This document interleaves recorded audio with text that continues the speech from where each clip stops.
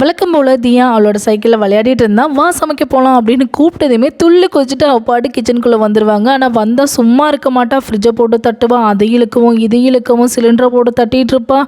குடத்தெல்லாம் மூடி வச்சுருக்க மூடியெல்லாம் தூக்கி வீசிடுவான். ஆனால் போரிங்காக நம்ம கிச்சனில் நின்று சமைச்சிட்டு இருக்கிறதுக்கு ஒரு குழந்தை நம்ம கூட வந்து விளையாடிட்டு இருந்தால் கொஞ்சம் ஃபன்னாக தான் இருக்கும். ஆனால் அதை இதையும் தூக்கி வீசுகிறப்ப கொஞ்சம் கடுப்பாக தாங்க இருக்குது. ஸோ இந்த வீடியோவில் டே ஃபுல்லாக தியா என்ன மாதிரியான ஃபுட்ஸ் எல்லாம் எடுத்துக்கிறா, டைமிங் எப்படி இருக்குன்னு பார்க்கலாம் வாங்க. நேரம் காலை 8 மணி. முந்தின நாள் நைட்டு ராகியும் 2 பாதாமும் சேர்த்து ஊற வச்சுருந்தேன். நல்லா ஊறிடுச்சு. அதை மிக்சர் கிரைண்டரில் கழுவிட்டு வந்து போட்டு ஒரு 2-3 டைம் நீங்கள் தண்ணி விட்டு அடித்து எடுத்திங்கன்னா பால் வந்துடும். அதை நல்லா வடிகட்டிட்டு உப்பு மட்டும் சேர்த்து நல்லா அடுப்பில் வச்சு கிண்டிகிட்டே இருந்தீங்கன்னா ஒரு நல்ல ஒரு திக்கான கன்சிஸ்டன்சி வந்துடும். கூழ் மாதிரி இருக்கும். அதை வந்து தியாவுக்கு ஊட்டினேன். ராகி தியாவுக்கு ரொம்ப ரொம்ப பிடிக்குங்க. ஏன்னா நான் பாலை வந்து கொடுத்ததுக்கு அப்புறம் ஃபஸ்ட்டு கொடுத்த ஃபுட்டே ராகி தான். ஸோ அதனால் அவள் நல்லா என்ஜாய் பண்ணியே சாப்பிட்ருவா. அவள் ஸ்வைலே உங்களுக்கு தெரிஞ்சிருக்கும். நேரம் காலை 10:28. தியாக்கு கேரட் கொடுத்து பழக்கலாம் அப்படின்னு சொல்லிட்டு ஒரு மீடியம் சைஸில் நல்ல இலசாக இருக்கிற கேரட் எடுத்துக்கிட்டு நல்லா சொரவி வச்சுருக்கேன். தியாக்கு ஆல்ரெடி நான் தோசை கொடுத்து பழக்கியிருக்கேன். ஸோ அதனால் ஒரு குட்டி தோசை ஊற்றிட்டு அதுக்கு மேலே நிறைய கேரட் போட்டுட்டு நெய் ஊற்றி தான் தோசை சுட்டேன். நல்லா பார்க்கவே எம்மியாக இருந்தது. தியா எப்படி ரியாக்ட் பண்ணுவானே தெரியல. ஏன்னா ஃபஸ்ட் டைம் கொடுக்குறேன். ஸோ நானும் ரொம்ப எக்ஸைட் ஆகிட்டேன்.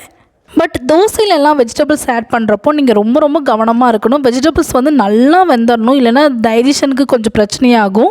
நல்லா வெந்துட்டாலுமே கூட மசிச்சு தான் நீங்கள் கொடுக்கணும். ஸோ நான் தியாவுக்கு மசிச்சு கொடுத்தேன். ஸோ ஃபஸ்ட் ரியாக்ஷன் எப்படி இருக்குன்னு நீங்களே பாருங்கள். பார்க்கவும் நல்லா இருந்துச்சா. தியா நல்லா எட்டி விழுந்து பார்த்துட்டு இருந்தா. சரி வாய்க்கு வேணும் போல் அப்படின்னு சொல்லிட்டு நல்லா மச்சு இன்னொரு வாய் கொடுக்குறேன். சாப்பிட மாட்டேங்கிறான். ஐயோ பிடிக்கல போல் அப்படின்னு பார்த்தா வாய்க்குள்ளே வச்சிட்ருக்காங்க. சரின்னு சொல்லிட்டு கொஞ்சம் நேரம் வெயிட் பண்ணிட்டு மறுபடியும் கொடுத்தேன். நல்லா சாப்பிட்டா எம்மியாக இருக்கும் போல். நேரம் மதியம் 3:15. காலையிலேயே அரிசி பாசி பருப்பு 2ஐயும் ஊற வச்சுருந்தேன். 2ஐயும் ஒரு ஸ்பூன் தான் போட்டு ஊற வச்சுருந்தேன். கூடவே ஏதாவது ஒரு வெஜிடபிள்ஸ் கொடுக்கலாம். ஏன்னா வெஜிடபிள்ஸ் எல்லாமே ஆட் பண்ணணும். தியாக்கு ஆல்ரெடி 8 months ஆகிடுச்சு. ஸோ நிறைய வெஜிடபிள்ஸ் கொடுக்க ஆரம்பிக்கலாம். ஸோ ஒரு சின்ன சைஸ் பீட்ரூட் எடுத்து அதுலேயுமே 1/4 பங்கு எடுத்து நல்லா சாப் பண்ணி எடுத்துக்கிட்டேன். 3 ஒரு வானலியில் போட்டு நிறைய தண்ணி ஊற்றி கொஞ்சமாக உப்பு மட்டும் சேர்த்து நல்லா வேக வச்சு எடுத்திருக்கேன். அதையும் மிக்சர் கிரைண்டரில் போட்டு ஒரே ஒரு பல்ஸ் விட்டு எடுத்திங்கன்னா கொஞ்சம் கொரகொரப்பான தன்மை வரும். ஏன்னா நீங்கள் கூழ் மாதிரியே கொடுத்துட்டே இருந்தீங்கன்னா அவங்க அதுக்கே பழகிடுவாங்க. ஸோ கூழ் மாதிரி கொடுக்காம கொஞ்சம் கொரகொரப்பாக கொடுத்திங்கன்னா கொஞ்சம் ஈஸியாக இருக்கும். கூட கொஞ்சம் நெய் வந்து 1 ஸ்பூன் ஆட் பண்ணியிருக்கேன். அதையும் தியாவுக்கு கொடுத்து பார்த்தா எப்படி சாப்பிடுவான்னு தெரியல. ஏன்னா வெஜிடபிள்ஸ் புதுசு. ஆனாலுமே பரவாயில்ல, அவள் கொஞ்சம் நல்லா தான் சாப்பிட்டா. ஆனால் ஃபுல்லாக எல்லாமே சாப்பிடல, ஒரு 1/4 மட்டும்தான் சாப்பிட்டா. சரி பரவாயில்ல, ஃபஸ்ட் டைம் கொடுக்கனால நானும் விட்டுட்டேன்.